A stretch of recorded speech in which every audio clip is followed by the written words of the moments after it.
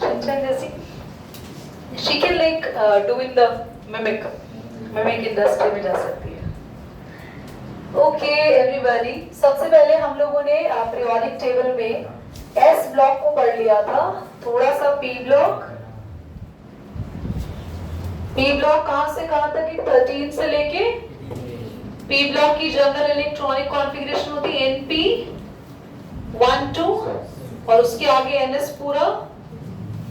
ये D block की general electronic configuration मैंने क्या लिखा है? N-1 1 to 10 NS पूरा भरा है, तभी तो आगे जाके NP में फिल होंगे इलेक्ट्रॉन. ठीक है, NS तो यही भर गया था और NS से पहले फिर कौन फिल होता है? D. और D और S भर जाने के बाद कौन आता है? P.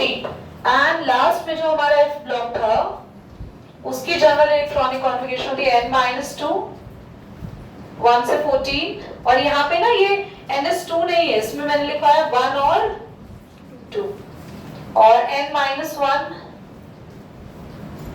और NS2. ये F की जनरल इलेक्ट्रॉनिक कॉन्फ़िगरेशन. क्यों है ये, इसको हम आगे पढ़ेंगे हायर क्लासेस में, यानी कि क्लास 12th में. तो अभी F ब्लॉक के बारे में इतना नहीं जान रहे. D ब्लॉक की बात करें तो इनको क्या बोलते हैं बच्चों? ट्रांजिशन एलिमेंट्स बोलते हैं. ये सारे मेटल्स होते हैं. यहाँ पे हाईली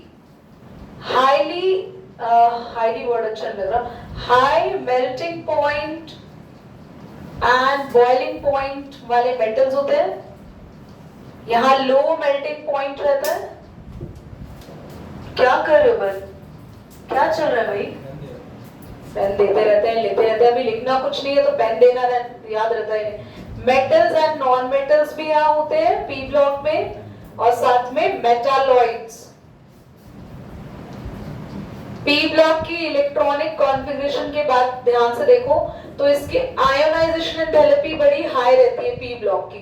क्यों रहती है वो अभी आयोनाइजेशन एंथैल्पी पढ़ेंगे तो समझाऊंगे, इतना ज्यादा डिटेल में मत जाओ. तो ये समझ में आ गया, आयोनाइजेशन एंथैल्पी इनकी हाई रहती है, इनकी आयोनाइजेशन एंथैल्पी कम रहती है और इनकी तो सबसे कम रहती है, आसानी से इलेक्ट्रॉन निकल जाएगा. तो बस यही कुछ है जानना है P ब्लॉक के एलिमेंट्स. और D ब्लॉक में मैंने कुछ और पॉइंट्स ये लिखवाए थे कि D ब्लॉक जो होता है इनके ज्यादातर एलिमेंट्स कैटलिस्ट की तरह यूज होते हैं. कैटलिस्ट पता है क्या होता है? रिएक्शन में ना एरो के ऊपर लगे होते हैं, वो रिएक्शन को फास्ट करते हैं. हाँ, तो D ब्लॉक के एलिमेंट उसमें यूज होते हैं. और D ब्लॉक के एलिमेंट्स ना कुछ स्पेशल कंपाउंड्स बनाते हैं, जैसे हमारे बॉडी में हीमोग्लोबिन. तो haemoglobin is the compound of iron and iron is the element of D block. समझ रहे हो? तो D ब्लॉक के एलिमेंट्स ना कुछ बड़े बड़े कॉम्प्लेक्स कंपाउंड्स बनाते हैं. फिर बोल रही हो उनको ज्यादा डिटेल में नहीं पढ़ना, because the question will going to put up from the class 12. वहां पूरे चैप्टर्स हैं. तो यहाँ था तो हमने बस थोड़ा बहुत डिस्कस किया, इतना इंपॉर्टेंट नहीं है. यहाँ से बस आ सकता है तो सिर्फ जनरल. पॉज करो बेटा, आगे देखते हैं. यहाँ पे 0 और 1 कर लेना. गलती से इसकी वजह से कॉपी कर दिया वो, इसलिए वो तेरी कार्यक्रम शुरू कर रही है. बच्चों एक एलिमेंट है जिसकी ना इलेक्ट्रॉनिक कॉन्फ़िगरेशन दे रखी है N-1 D1 और NS2 ये दे रखा है. तो क्वेश्चन में पूछा है ये कौन से ग्रुप में है. चलो हम इसका पीरियड भी बता देंगे, एलिमेंट भी बता देंगे. चलो अगर हमें एटॉमिक नंबर नहीं भी याद है, इसको देख के भी एलिमेंट पता चल जाएगा. चलो कैसे पता चलेगा, प्लीज ध्यान से देखना.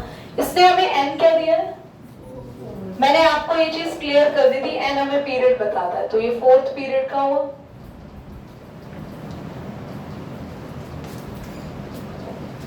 फोर्थ पीरियड का हुआ और देखो 4th से D ब्लॉक शुरू है अपना, है ना. और इसकी इलेक्ट्रॉनिक इधर देखो, इधर देख लो इलेक्ट्रॉनिक कॉन्फ़िगरेशन क्या हुई 3D1. ग्रुप कैसे पता चलता है, देखो ग्रुप में ना ये इलेक्ट्रॉन ऐड कर दो ऊपर वाले. ग्रुप 3 पीरियड 4 स्कैंडियम, देख लो. ग्रुप 3 पीरियड 4 याद रहेगा तुम लोग तो बड़ा मत बता दोगे स्कैंडियम. तो N बताता है पीरियड और टोटल इलेक्ट्रॉन्स बताते हैं हमें ग्रुप. Is it clear? ये वाला पीरियड है या ऐसे 7 पर? हाँ जी, ये पीरियड्स है जो ऐसे लाइंस है, लेटी हुई लाइन है. नहीं, ग्रुप्स ऐसे हैं, लंबी लाइनें। हाँ जी, तो आप लेटी हुई फोर्थ लाइन में लेट जाएं। पीरियड मिल गया आपको, अपना पीरियड मिल गया, फोर्थ मिल गया। अब उसमें आप थर्ड ग्रुप में खड़े हो जाएं। तो आपको एलिमेंट क्या मिला? स्कैंडियम। वो तो आपने यहाँ से अभी सोच के बोला, वहां से अभी नहीं मिल पाया आपको। मिल पाया? चलिए हम थोड़ा और आपको बढ़ा लेते हैं, बस थोड़ा सा और आगे बढ़ाएंगे। तो हम उसी पीरियड में आप लेटे रहे और आप आए 6th ग्रुप पे आ जाए। एलिमेंट बताएं।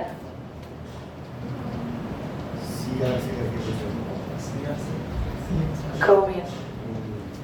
चलो पॉज करो। क्वेश्चन समझ आया? हमें क्वेश्चन कह रहा है आपके पास 5th पीरियड में प्रूव करो कि 18 एलिमेंट्स कैसे आएंगे। पूरी क्लास का ध्यान यहाँ होना चाहिए। आप कौन से पीरियड की बात कर रहे हैं? मान लो यहाँ आ रहा है आपका 5th पीरियड, यही आ रहा है। 5th में सबसे पहले क्या आएगा? S, तो आप लिख दो 5S, लिख दिया। उसके बाद क्या आएगा? D। ये D उल्टा होता है, 4th पीरियड के लिए 3D होता है, 5th पीरियड के लिए 4D। और उसके बाद यहाँ D से यहाँ पे भागेंगे तो क्या आएगा? कितना P? 5P। तीनों के अंदर मैंने आपको बताया था मैक्सिमम कितने इलेक्ट्रॉन भर सकते हैं, ऐड कर दो। S में मैक्सिमम कितने इलेक्ट्रॉन आते हैं? D में मैक्सिमम कितने इलेक्ट्रॉन आते हैं? P में मैक्सिमम कितने इलेक्ट्रॉन आते हैं? सिंपल। चलो एक और पीरियड कर ले। पीरियड नंबर आते हैं 2 पे, सेकंड पीरियड पे आ जाओ। चलो ये आ गया हम सेकंड पीरियड पे। फर्स्ट में तो यही दोनों बैठे हैं ना गुप्तचर, इनको मत देखो। सेकंड पीरियड पे आ जाओ। सेकंड पीरियड में कौन कौन आ रहा है? 2S और जल्दी बोलो 2P। तो S में 2, P में मैक्सिमम इलेक्ट्रॉन चाहिए, टोटल एलिमेंट इज। चलो फर्स्ट पे आ जाओ। तुम्हें लग रहा हो दीदी फर्स्ट पता नहीं होगा, नहीं होगा। 1S बोलो, 1P है ना?